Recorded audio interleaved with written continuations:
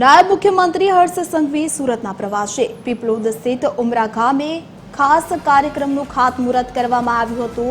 તો આપણે જણાવી દઈએ કે 116 કરોડને ખર્ચે બાંધકામોનું લોકાર્પણ અને ખાતમુહૂર્ત હર્ષ સંઘવીને હસ્તે કરવામાં આવ્યું છે। પીપલોદ પોલીસ લાઇન ખાતે કક્ષા 2 192 ક્વાર્ટર્સનું ઉદ્ઘાટન કરવામાં આવ્યું।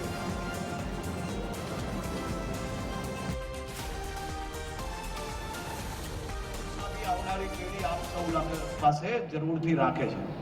હું સુરત શહેર પોલીસ કમિશનર અને એમની આખી ટીમને અભિનંદન આપું છું। જે પ્રકારે સુરત શહેરમાં કોઈ લુખ્ખા ટપોરી તમામ લોકો પર એક પછી એક મહત્વનો એક્શન જે સુરત પોલીસે લીધા છે તેના માટે હું રાજ્યના ઉપમુખ્યમંત્રી તરીકે નહીં આ શહેરના નાગરિક તરીકે સુરત પોલીસનો દિલથી આભાર માનું છું। અને આપ સૌ લોકો સમાજ માટે આજ શક્તિથી આજ ઉત્સાહથી આપ લોકો કામ કરતા રહો તેવી भी શુભકામનાઓ આપું છું। સાથે સાથે બીજા સુરત શહેરમાં ચારેય દિશાઓમાં પોલીસ પરિવાર માટે ફ્લેટોના ખાતમુહૂર્તથી લઈને બીજી નવી જમીનો લેવાની કામગીરી भी એટલી જ ઝડપથી ચાલે છે। આજે જે લોકોને ફ્લેટ મળ્યા છે તેને શુભકામનાઓ। જે લોકો વેટિંગમાં છે ચિંતા નહીં કરતા, ઝડપથી તમને લોકોને भी મળી જશે। અને આપણે બધા જ લોકોને એક સરખો ન્યાય મળે તે માટે રાજ્ય સ્તર પરથી જે એલોટમેન્ટ સ્કીમ છે, ફ્લેટ એલોટમેન્ટ માટેની સ્કીમ भी અમે આખા રાજ્યની એક સરખી બનાવવા માટે જઈ રહ્યા છે। જેના કારણે જેટલા ફ્લેટ રેડી થાય, જે પ્રકારે જેની અરજી સૌથી પહેલી આવી હોય તે જ લોકોને એનો ન્યાય મળે એ પ્રકારની વ્યવસ્થાઓ भी કરવા માટે આપણે આગળ જઈ રહ્યા છે। તેનાથી બધા જ પોલીસ પરિવારને ખૂબ ઝડપથી ન્યાય મળશે। તો આપ સૌને અને મારી બહેનોને હું ખાસ કરીને વિનંતી કરું છું કે તમારા પતિ, ભાઈ કે કોઈ भी જો પોલીસમાં હોય તો એ પોલીસની દબંગગીરી પોલીસ સ્ટેશન સુધી જ ચાલવી જોઈએ, ઘરમાં નહીં। સોસાયટીમાં નીચે બેસીને રાત્રે મોડા તક બેસીને જો પાનની પિચકારીઓ મારે તો સીધા કરવાની જવાબદારી તમારા લોકોની। તોય તમને લાગે કે નથી થતા તો મને કહેજો, હું થોડી ઘણી સારી વ્યવસ્થાઓ કરી આપીશ તમને। પરંતુ ઘર, મકાન આ બધી સાચવવાની જવાબદારી તમારી છે। અને આ સપનાઓનું ઘર આપણા આ જીવન સપના સાકાર કરે તેવી શુભકામનાઓ। ખૂબ ખૂબ આભાર। આપ સાહેબનો પણ ખૂબ ખૂબ આભાર સર, આપ સાહેબના ઉદ્બોધન માટે। અને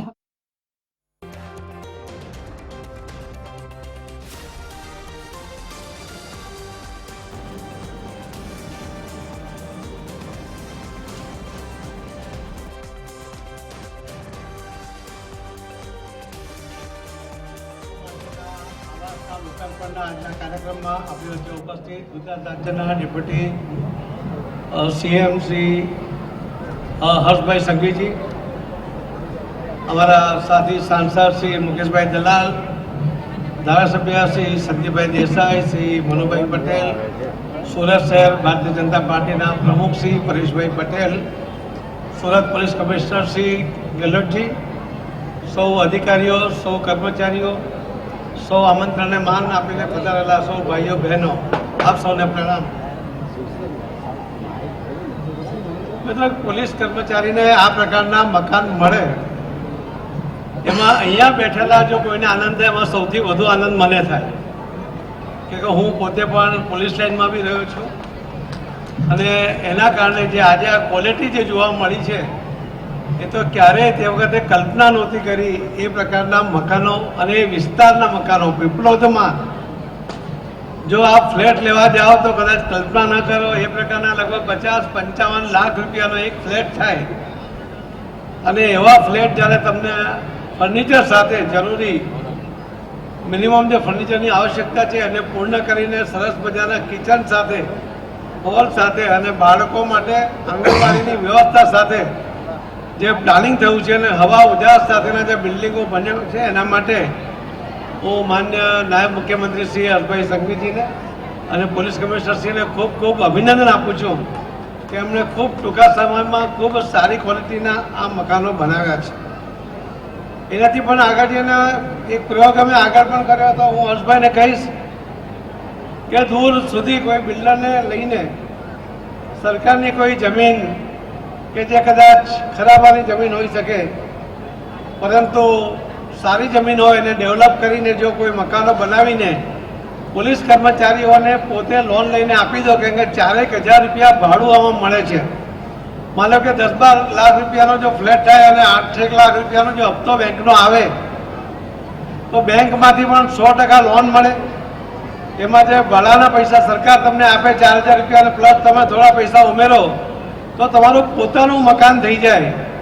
અમે આ એક પ્રયોગ કર્યો હતો ભાવિ દર્શન વખતે. લગભગ 856 ફ્લેટ તે વખતે બનાવ્યા હતા. ઘણા બધા પોલીસ કર્મચારી એમાંથી મકાન લીધા અને એમાં એની કિંમત તે વખતે ફક્ત 2.5 લાખ રૂપિયા હતી અને આજે એની કિંમત લગભગ 80 લાખ રૂપિયા થઈ ગઈ છે.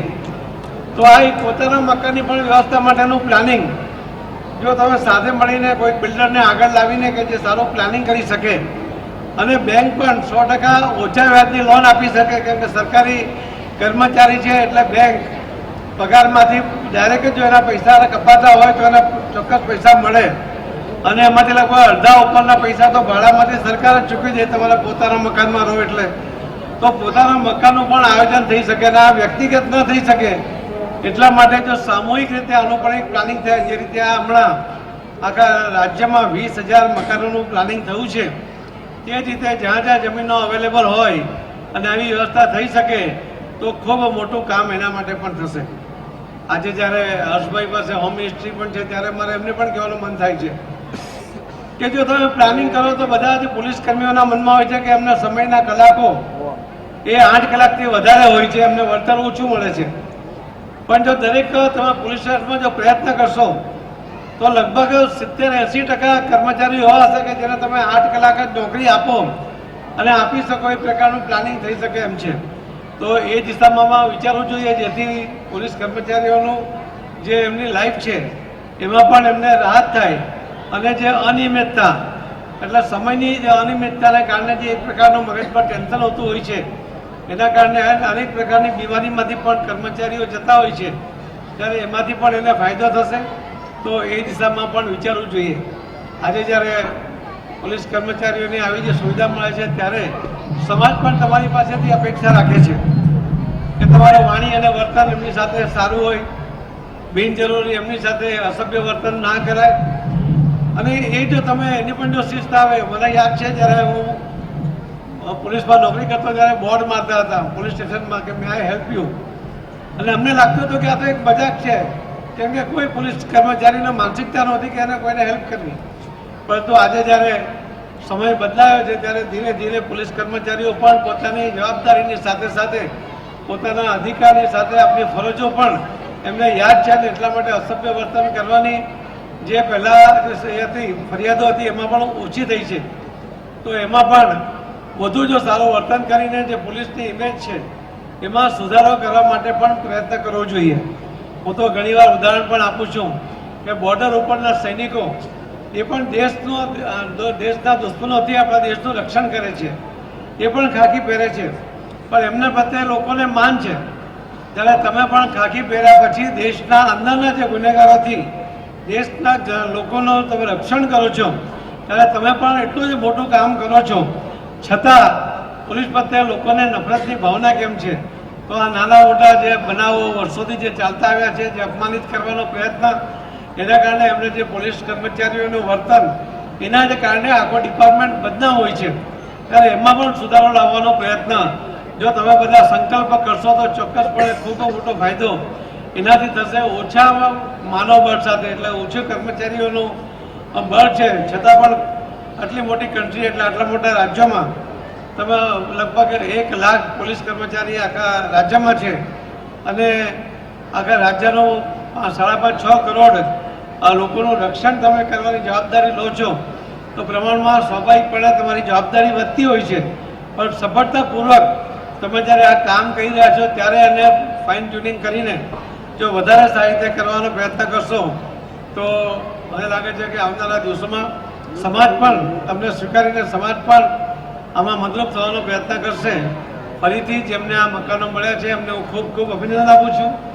આજે તમે સરકારી મકાનની અંદર પ્રવેશ કરો છો. હવે જે તમારી પાસે 25-30 વર્ષ બાકી હશે કે સર્વિસ જે બાકી હશે એટલા વર્ષ તમને હવે આ જ મકાન એ મળે એટલે તમારું પોતાનું મકાન છે એવું સમજીને વાપરજો. એવું છે હોમ મંત્રી હોમ મિનિસ્ટરે જે કહ્યું છે એને પણ ધ્યાનમાં રાખજો કે તમે જ્યારે પાછા જાઓ અથવા તો ખાલી કરીને જાઓ ત્યારે પોતાના મકાનમાં જાઓ એવી શુભેચ્છા તો છે, પણ આ મકાનની જાળવણી પણ પોતાના મકાનની જેમ કરો એવી પણ તમને વિનંતી છે. આવા સરસ મકાનો ગેસની સગવડ સાથે, આંગણવાડીની સગવડ સાથે, હવા ઉજાસ સાથે આવા સરસ મકાનોનું આયોજન એ તો ક્યારેય કલ્પના નહોતી. એ પ્રકારનું આયોજન કર્યું છે. એટલા માટે હું હર્ષભાઈ સંઘવીજીને અને પોલીસ કમિશનરશ્રીને ખૂબ ખૂબ ધન્યવાદ આપું છું. અને હવે જે બાકીના લોકો રહ્યા છે એના માટે પણ જો પ્લાનિંગ થાય તો જલ્દી એમને પણ પોતાના મકાન મળે અને સારી ક્વોલિટીના મળે એવી એવો મને વિશ્વાસ છે. ખૂબ ખૂબ ધન્યવાદ. ભારત માતા કી જય. સાહેબ શ્રી આપની શુભકામનાઓ માટે અને આપના શબ્દો માટે આપનો પણ ખૂબ ખૂબ આભાર. અને હવે આભાર દર્શન માટે આમંત્રિત કરીશું શ્રી કરણરાજ વાઘેલા સાહેબ આપશ્રીને, અધિક પોલીસ કમિશનર શ્રી ગ્રેમ.